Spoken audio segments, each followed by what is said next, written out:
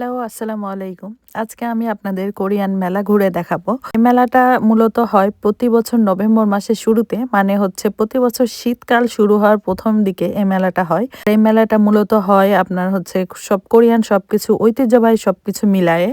এই মেলাটা সপ্তাহব্যাপী হয়, তো সেই দিন আমরা গিয়েছিলাম এই মেলাটায়। তো যে দেখি এই মেলায় হচ্ছে সবকিছু হাট বাজারে যেসব কোরিয়ান হাট বাজারে যেসব খাবার দাবার পাওয়া যায় এগুলোই বিক্রি হচ্ছিল।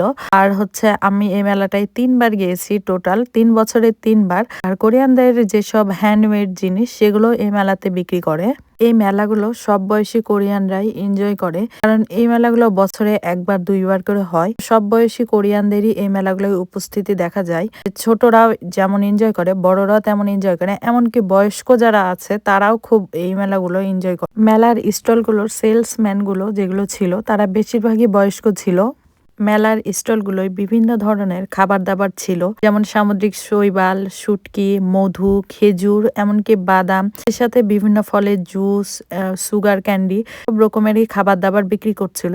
এমনকি বিভিন্ন ধরনের ভাজা পোড়া, যেগুলো কোরিয়ার অনেক বিখ্যাত খাবার, সেগুলো বিক্রি হচ্ছিল এখানে। আর খাবারের পাশাপাশি বিভিন্ন ধরনের গেমের ব্যবস্থাও ছিল। যারা কোরিয়ানরা আমার দেখতে পছন্দ করে তারা বুঝতে পারবে এই ভিডিও দেখে যে এই গেমগুলো। আর সব থেকে বেশি ইন্টারেস্টিং ছিল এই গেমটা খেলার জন্য কোরিয়ানরা হচ্ছে লাইন ধরেছিল। গেমের পাশাপাশি এই মেলায় রুম সাজানোর আসবাবপত্র থেকে শুরু করে সবকিছুই পাওয়া যাচ্ছিল। এমনকি এই মেলায় বাংলাদেশের যেমন জ্যোতিষী আছে, কোরিয়ানদেরও কিন্তু সেম জ্যোতিষী আছে। তো সেই জ্যোতিষীও বসেছিল, তার হাত দেখে আপনার ভবিষ্যৎ বলে দিবে। মেলায় টার্কিশ আইসক্রিম এবং কাবাব দুটাই পাওয়া যাচ্ছিল, সেই সাথে পাকিস্তানি খেজুর, মধু এগুলোও পাওয়া যাচ্ছিল।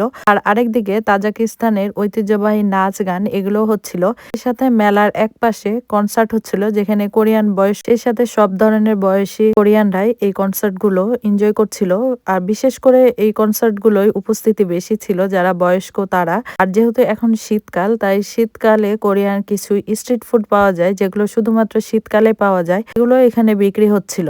এই মেলার যে প্রধান খাবার সেটা ছিল হচ্ছে মাছের বারবিকিউ। এই মাছটা এই সময় শুধু বিক্রি হয়, আর এই সময় এই মাছটার বারবিকিউ সব থেকে বেশি কোরিয়ানরা খায়। সেটা হচ্ছে যতদূর সম্ভব ইয়াংমারি মাছ বলে, আমি মাছের নামটা আমার মনে নেই। আর এই মাছের বারবিকিউ খাওয়ার জন্য মানুষ হচ্ছে লাইন ধরে থাকে, অনেক মজা করে খায়। এই মাছটা নাকি অনেক মজা। এই মাছটা কিছুটা বাংলাদেশের কাকিলা মাছের মতো।